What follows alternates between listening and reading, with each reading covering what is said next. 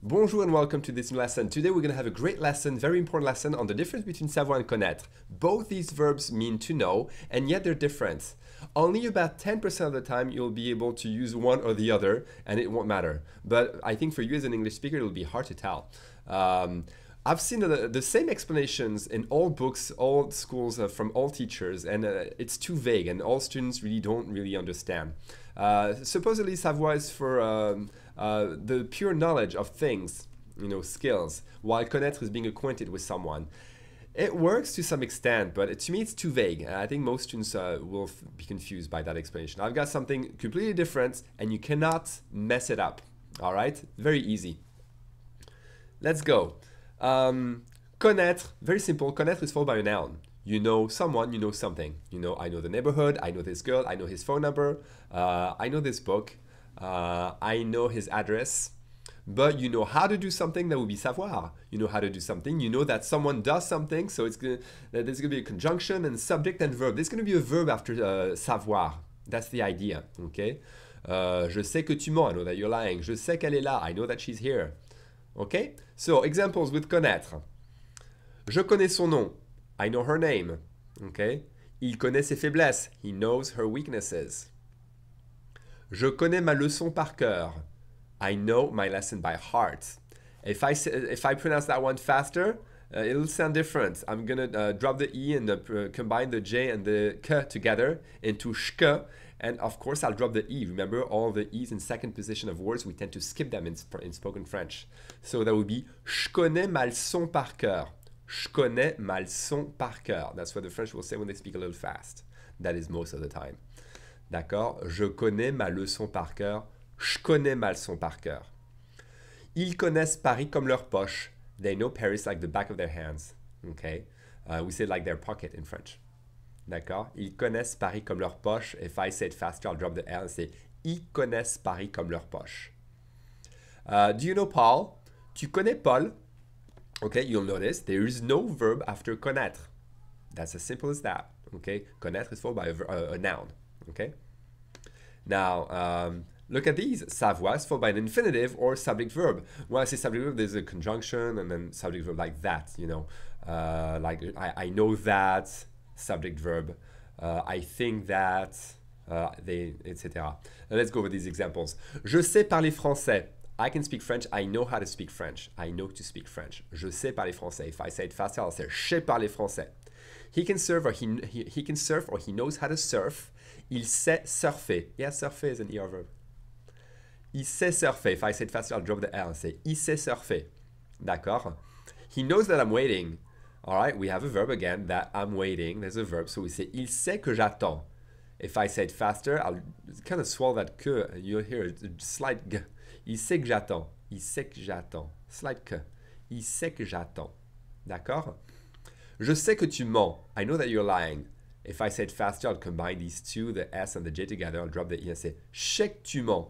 Je sais que tu mens. Je sais que tu mens. Je sais que tu mens. I know that you're lying. Ils savent que vous êtes français. They know that you're French. Again, there's a verb, être. So it's savoir. I know it's very different from what you've learned at school, isn't it? But isn't it easier? I agree. They know that you're French. Ils savent que vous êtes français. You know that it's untrue. Tu sais que c'est faux. If I said faster, I'll swallow that que again and say tu sais que. Tu sais que c'est faux. D'accord? Tu sais que c'est faux. Ensuite, as I said, sometimes about 10% of the time, both savoir and connaître work. Okay? And that's when the explanation you got at school comes into play and you realize, oh, you know your lesson, you know it by heart, that works. But hey, as I said, if it's followed by a noun, you can use connaître. So in that case, both work. Tu sais ta leçon, tu connais ta leçon, both work. Tu sais sa date de naissance, tu connais sa date de naissance, both work. Tu sais l'adresse, tu connais l'adresse, both work. Amazing. Tu sais conduire? Verb. Do you know how to drive? Tu sais conduire? Ils savent compter jusqu'à 100 en allemand. They can count up to 100 in German. Ils savent compter, we don't say the P, jusqu'à, it's until or all the way up to, or all the way to, 100 en allemand. We're dropping the E here. Allemand, we don't say the D. Ils savent compter jusqu'à 100 en allemand. I know that they walk to school. Remember in French, we don't say you walk somewhere, you say you go somewhere on foot. D'accord? So, je sais qu'ils vont à l'école à pied. If I speak faster, I won't make the liaison. Je sais qu'ils vont à l'école à pied. I would say, je sais qu'ils vont à l'école à pied. Je sais qu'ils vont à l'école à pied. That's how the French will say it, really. D'accord? Remember, I drive to work is I go to work by car. Je vais à l'école en voiture. D'accord? I walk to school. Je vais à l'école à pied. I go to school on foot. D'accord? Because if you say you fly, it means you're taking your little wings and woo, you're flying. No, you don't do that. Not yet. Wait another 100 years at least. Okay? Vous savez que votre fils boite. The verb boiter, I know it sounds like a box, but it's also the verb to limp, boiter. Okay? Vous savez que votre fils boite. Okay? Again, you have savoir because it's going to be a verb in the next clause. Okay? Vous savez que votre fils boite. You know that your son limps. Big news. Okay, back to connaître. Connaître followed by a noun. Tu connais sa voisine? Do you know his neighbor? Or her neighbor, we don't know. Ils connaissent mon mot de passe. They know my password. Ils connaissent mon mot de passe. Remember, mot de passe, we pronounce it mot de passe, like a D apostrophe. Ils connaissent mon mot de passe. I know the area well. And the area will translate by le coin. That's what we say, le coin, the corner. The area, le coin. Je connais bien le coin. If I say it faster, I'll pronounce an L apostrophe and say, je connais bien le coin. So I'm dropping the E and combining the J and the K together into a shk. Je connais bien le coin. I know the area well. D'accord? Vous connaissez un endroit abordable où manger? Affordable, the word is abordable. D'accord? Abordable. Aborder quelqu'un is to approach someone. Okay? Vous connaissez un endroit is a place. In Quebec, they say une place. Une place for us is like a plaza, okay? Or a square, like, you know, Times Square, sort of, okay? Arc de Triomphe, that's une place. Vous connaissez un endroit abordable où manger? Do you know an affordable place to eat? Where to eat in French. D'accord? Little exercise. Okay, try to find the answer before I say it. You can pause the video before I give the answer, otherwise I'll go a little too fast. D'accord. Number one. Isabelle, mais je ne pas où elle habite. Remember, when you have an independent clause, that means a clause that stands on its own, that could stand on its own as a sentence. Then if you don't see another verb after the blank, it's connaître. If you do, it's savoir. And here, connaître was followed by a noun. So, je connais Isabelle, I know Isabelle. But that blank was followed by a verb. That clause was followed by a verb. So, mais je ne sais pas où elle habite. Mais je ne sais pas où elle habite.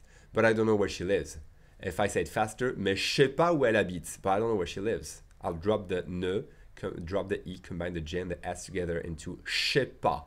Most important thing in the negative when you think of it is the pas. Je sais pas où elle habite. Do you know where the ne pas comes from, by the way? Did I tell you the story? Did I not? All these negatives, they really go back into French culture centuries ago. And they're all war-related words. In older French, you'll see ne verb guerre instead of pas. Like this. Guerre, originally G-U-E-R-R-E, G-U-E-R-R-E. That's the word war, okay? So it used to be that to not do something, je ne mange guère de viande. I do not eat meat. That's what we used a long time ago. You'll see that in literature. Now it's ne verb pas. Pas is a step that you would go towards the enemy at war, okay? So it kind of marks something negative. And we have another negative that we use in literature as well, point. Point. Ne verb point. That was another way of saying ne pas or ne guère. I do not know that man. Je ne connais point cet homme. So even though the spelling is different, really the pronunciation is the same as the word fist, point.